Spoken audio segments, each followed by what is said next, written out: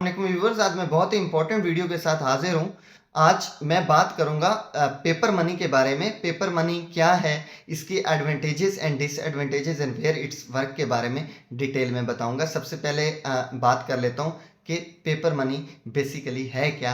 Paper money use होती है as a medium of exchange, और इस पेपर मनी नोट्स को जो इशू करता है वो central bank of a country इसको इशू करता है। इन सिंपल वर्ड ये कह लेते हैं कि स्टेट बैंक ऑफ पाकिस्तान जो है वो सेंट्रल बैंक ऑफ पाकिस्तान है, तो वो इस पेपर मनी को जो है वो इशू करता है।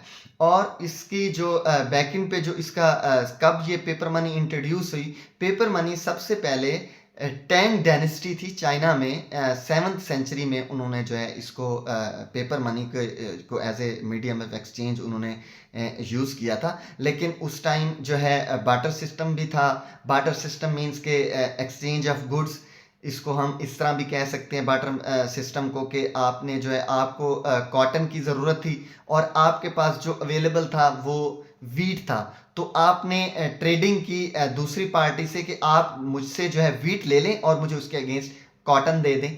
तो ये भी as a medium of exchange उस टाइम यूज़ होता था।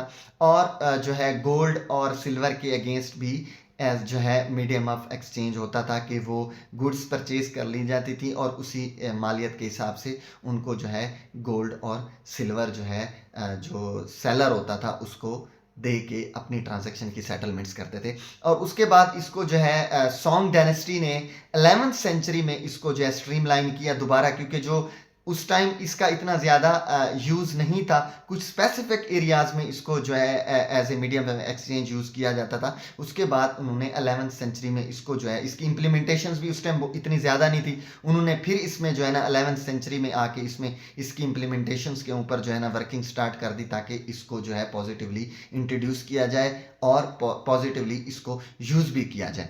और उसके बाद जो है जो पेपर मनी है, पेपर मनी सब कॉन्टिनेंट लाइक इंडिया में 1861 में चार्ल्स कैनन ने जो है इसको ऑफिशियली जो है इंट्रोड्यूस किया था पेपर करेंसी को। और फिर जो है पेपर मनी जो है as a medium of exchange use होने लग गया। उसके बाद हम जो है इसके जो सेकंड करेंसी होती है वो मेटालिक करेंसी है, क्योंकि अब जो है दो ही मोड ऑफ एक्सचेंज जो है वर्किंग कर रहे हैं। वो एक पेपर मनी है और दूसरा मेटालिक मनी है। लाइक मेटालिक करेंसी जो है इन शेप ऑफ कॉइन्स हैं, जो है वो भी as a medium of exchange जो है यूज़ होता है। उसके बाद हम जो है बात कर लेते हैं कि इसके एडवांटेजेस क्या हैं पेपर मनी के। Paper money elastic form of money होती है। मीन इलास्टिक फॉर्म इस तरह है कि आप इसकी क्वांटिटी को इंक्रीज भी कर सकते हैं और डिक्रीज भी कर सकते हैं एज पर जो है डिज़ायर।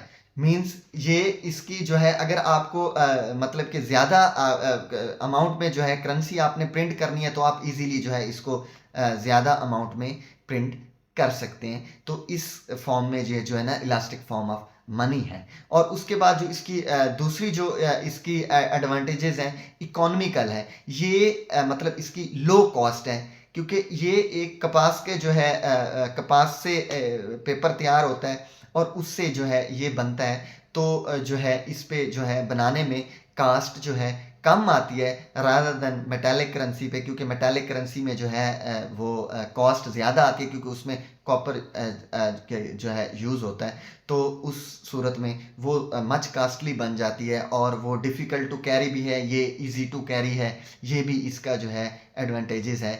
और ये इजीली ट्रांसपोर्टेबल भी है, आप इसको इजीली ट्रांसपोर्ट भी कर सकते हैं one place to another place. तो ये भी जो है इसका एडवांटेजेस है। और जो इसका नेक्स्ट एडवांटेजेस है, लैक ऑफ स्मगलिंग है, और इसमें स्मगलिंग के चांस भी कम होते हैं। गोल्ड अगर आप मीडियम ऑफ एक्सचेंज कर रहे हैं तो उसमें आप स्मगलिंग जो है उसमें तो लैक ऑफ स्मगलिंग नहीं हो सकती, क्योंकि आप सपोज आपने जो है ट्रेडिंग करनी है जो है यूएई के साथ। अगर आप यूएई में पीकेआर भिजवा दें तो वो इतना ज़्यादा जो है सूटेबल या फ्रूटफुल नहीं रहेगा। रादर देन अगर उसमें आप मीडियम ऑफ एक्सचेंज जैसे गोल्ड यूज़ करेंगे तो गोल्ड जो है वहाँ पे भी यूज़ हो जाएगा। इसका ये भी एक एडवांटेजेस है कि ये लैक ऑफ स्मगलिंग है, अगर दूसरे कंट्री में चला भी जाए तो ये वहाँ उसका इतना पॉजिटिव यूज़ नहीं हो सकता। उसके बाद इसके हम जो है कुछ डिसएडवांटेजेस डिस्कस कर लेते हैं। इसका जो फर्स्ट जो है डिसएडवांटेजेस है वो है danger of over issue.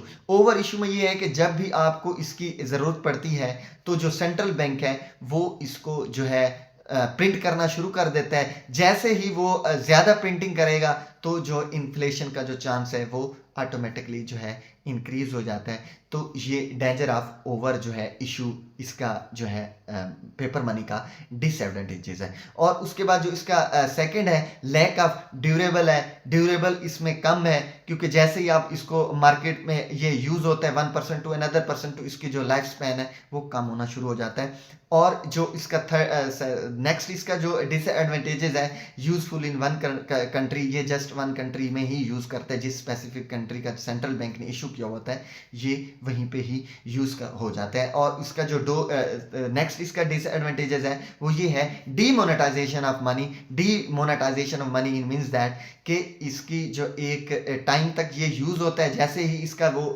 Time period ये ख़त्म हो जाता है मीन्स कि इसकी जो यूज़ के काबिल नहीं रहता या इसकी जो वो है इसकी जो स्ट्रेंथन वीक हो जाती है तो इसके अगेंस्ट नई करेंसी जो है इशू करनी पड़ती है और न्यू करेंसी को मार्केट में जो है ना लॉन्च करना पड़ता है।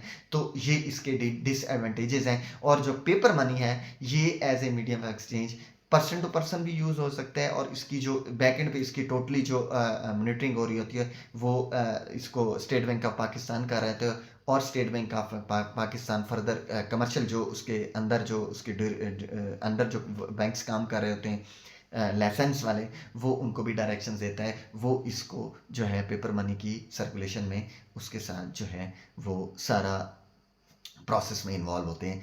तो इसके ये जो इसमें जो लेकिन इशू इसमें ये है कि इशू जस्ट सेंट्रल बैंक ही पेपर मनी को कर सकते हैं और कोई नहीं कर सकता। Thank you so much.